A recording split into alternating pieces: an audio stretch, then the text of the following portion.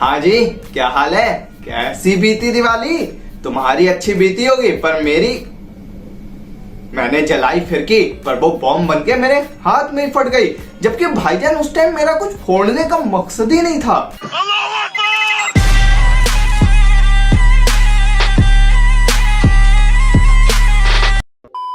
देश में बहुत बेरोजगारी है, पर आज मैं तुम्हें एक ऐसे बिजनेसमैन से मिलाऊंगा जिसके सिर्फ बिजनेस आइडिया सुन के ही तुम्हारे घर से गरीबी गांड उठा के भाग जाएगी। कम पैसों में ऐसा धंधा जो अंबानी को झुका दे, दुबई में तुम्हारी 5 इमारतें बनवा दे, अमीरों की महफिल में तुम्हारा नाम चलवा दे। ये सब क्या कोई मामूली बात है? अरे तुम्हें तो फक्र होना चाहिए कि तुम ऐसे धंधे में घुसने वाले हो।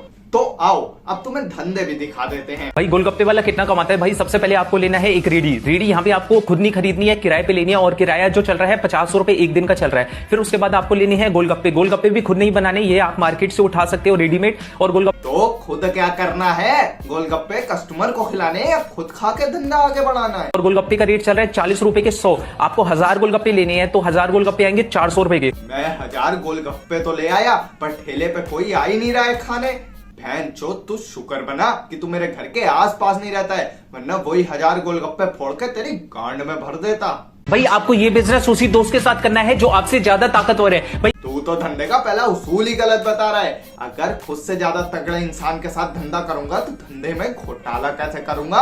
और अगर गलती से पकड़ा गया तो वो अपनी जांघों में गर्दन फंसा के गला घोट देगा। आपके दोस्त को छीलने है नारियल और आपको बेचनी है गोलागिरी। भाई नारियल छिलते ही आपको और आपके दोस्त को निकल जाना है अलग अलग जगह पे। जैसे आपको दोस्त को निकल जाना है बस स्टैंड पे और आपको रेलवे स्टेशन पे, और दोनों को देखते चिल्लाना है गोलागिरी लेना भाई, गोलागिरी लेना भाई। एक नारियल होलसेल के रेट पे 10 रुपए का आता है, आपको लेने हैं 100 नारियल। तो 100 नारियल आएंगे 1000 रुपए के, और एक नारियल में आपको 8 पीस करने हैं और एक पीस बेचना है 10 रुपए का। अगर 10 का एक पीस बेचूंगा ना तो दोनों दोस्तों के मुंह में शाम में निवाले की जगह चादर के नीचे एक दूसरे की गांड लेकर सोना पड़ेगा।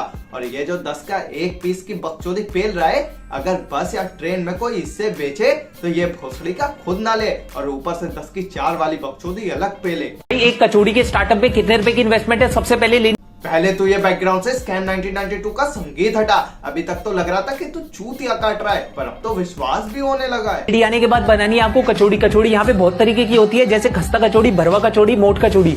भाई आपको बनानी है सिंपल कचौड़ी। जब मुझे सिंपल ही कचौड़ी बेचनी है तो तूने ये 3 कचौड़ी एक्स्ट्रा क्यों गिनाई? ज्यादा होशियार न बनियो मेरे आगे, वरना पीले ठेले पे पीली कचौड़ी की जगह तेरी लाल गांड बिकेगी। और भाई आपको कचौड़ी के साथ बेचनी है लस्सी कैसे बेचोगे? भाई आपको सब्जी में मिर्च थोड़ी ज्यादा रखनी है, तो वो आपसे बोलेंगे भैया पानी देना, मिर्च लग रही है। तो आपको बोले मैं खुद भाई लस्सी पीता हूँ, तो इसलिए मजबूरन उनको आपकी लस्सी पीनी पड़ेगी। मेरी लस्सी पीनी पड़ेगी? ये साला क्या बोल रहा है? ये तो ठेले के आड़ में गलती धंधा करने के लिए उकसा रहा है। ये बिजनेस वो ही कर सकता है जो बच्चों से प्यार करता है। भाई आपको छेदने हैं बच्चों के नाक और कान, और भाई आपको एक कान छेदने के 100 रुपए मिलेंगे, 2 कान छेदने के 200 रुपए, और भाई आपको नाक छेदने के 150 रुपए मिलेंगे। भाई इसके लिए आपको निकल जाना है ऐसी जगह पे जहाँ पे बच्चे छोटे हो और अभी अभी पैदा हुए हो। तो अब बच्चे ढूंढूं या धंधा करूं कि कहाँ बच्चे अभी पैदा हुए और कहाँ कल? ये आइडिया देके तू धंधा बता रहा है या जेंडर चेंज करवाने को बोल रहा है? आप जिस भी घर में जाओ वहाँ पे जितने भी बच्चे हो उसके सबके नाक और कान छेद देने हैं। अब क्या घर के हर छोटे लौंडे की नाक में नथ पहनवा के घुमाएगा? ये मानसिक रूप से हिल चुका है। पहले तो अपना इलाज करवा, बाद में इलॉन मस्क की औलाद बनियो। और अगर तू ऐसे ही अपनी बुद्धि चलाता रहा तो दिमाग से विकलांग होने में भी तुझे समय नहीं लगेगा। कि उनके माँ बाप मना करे तो आपको बोल देना मैडम अभी बच्चा छोटा है तो अभी कान छिदवा लो इसके, और अगर जब ये बड़ा हो जाएगा तो ज्यादा दर्द होएगा तो इसीलिए बाद में नहीं छिदवा पाएगा, तो वो अभी छिदवा लेंगे। और भाई आपको नाक और कान छिदवाने के पैसे पहले ले लेने हैं। इससे क्या होगा, जब भी आप नाक और कान छिदवा दोगे तो उसके बाद आपको बोलना है मैडम इस खुशी में कुछ सगन तो दे दो, तो वो आपको खुश होकर 101 रुपए सगन दे देगी। ये तो धंधे को स्क्रिप्ट बना के बेच रहा है। तू बिजनेसमैन बना रहा है या एक्टर? अब मैं धंधा करूं या स्टेप बाय स्टेप इसकी स्क्रिप्ट याद करूं? भाई ये बिजनेस वो ही कर सकता है जो रात को लेट तक सोता है। आपको लेना है एक लट और एक सीटी और निकल जाना है रात को लोगों की चौकीदारी करने के लिए। भाई आपको याद रखना है कोई भी रात को निकलने से पहले भूत की पिक्चरें नहीं देखनी है, ना ही वीडियो कॉल पे गर्लफ्रेंड से बात करनी है, क्योंकि इससे क्या होगा जब जब आप रात को निकलोगे तो आपको लगेगा वो पीछे पीछे चल रही है। और भाई इस बिजनेस में ऐसा बहुत होगा कि आप जब जब लोगों से पैसा मांगने जाओगे तो वो मना कर देंगे कि हमने तो देखा ही नहीं है, क्योंकि वो सो रहे होंगे। तो आपको क्या करना है, आपको उस घर पे जरूर जाना है जहां पे छोटा बच्चा हो, तो वहां पे 1 बजे जाके क्या करना है, आपको सीटी मार देनी है और डंडा मार देना है जोर से। इससे क्या होगा, वो बच्चा उठ जाएगा, वो मम्मी पापा को उठाएगा, वो मम्मी पापा उसके बोलेंगे भाई सो जा चौकीदारी आया है। तू क्या रातों में लोगों से चौकीदार से लफड़ा करवाना चाह रहा है? क्योंकि जैसा तू बता रहा है वैसे चौकीदारी नहीं, आदमी मेंटली टॉर्चर होगा। और अगर ऐसे ही चलता रहा तो अगली रात चौकीदार मोहल्ले में चौकीदारी नहीं, थाने में चौकीदारी करता मिलेगा। अब तूने चौकीदारी का तो बता दिया, पर अगर चौकीदारी करते वक्त चोर आ जाए तो क्या करना है, ये तो तूने बताया ही नहीं। भाई ये बिजनेस करने के बाद आपकी इसी महीने गाड़ी आ जाएगी, उसके लिए लगेगी आपको एक रोटी। आपको रोटी लेके भैंस को खिलानी है और बदले में लेना है उसका गोबर, और उस गोबर से बनाने हैं उपले। आप 1 किलो गोबर में 5 उपले बनाओगे तो आपको दिन का 100 किलो गोबर इकट्ठा करना है। अब भैंस के दूध के साथ उसका गू भी निचोड़ेगा क्या?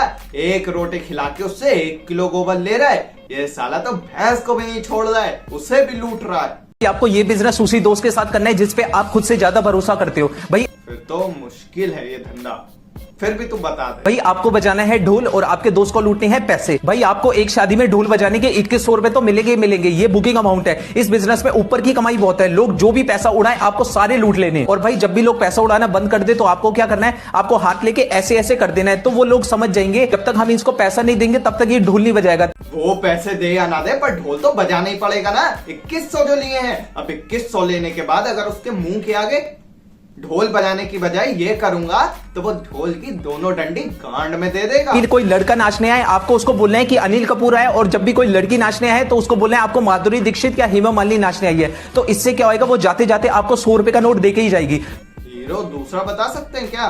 कहीं लौंडे की छाती पे बाल ना हुए तो वो खुद को अनिल कपूर साबित करने के लिए कहीं छांट के बाल ना दिखा दे। इसके धंधे इसी की तरह है, तुम सफल हो इसका नहीं पता है पर तुम्हारे लौड़े लगेंगे इसका पक्का पता है। तो बस आज के लिए इतना ही। अगर वीडियो जरा सी भी अच्छी लगे तो लाइक कर दो, कमेंट कर दो, शेयर कर दो, चैनल को सब्सक्राइब कर दो। नए हो तो फॉलो कर दो ना इंस्टाग्राम पे। और देख रहे हो डेडिकेशन भाई की, हाथ में चोट है फिर भी वीडियो बना रहा है, तो यार अब तो सब्सक्राइब कर दो। Bye bye.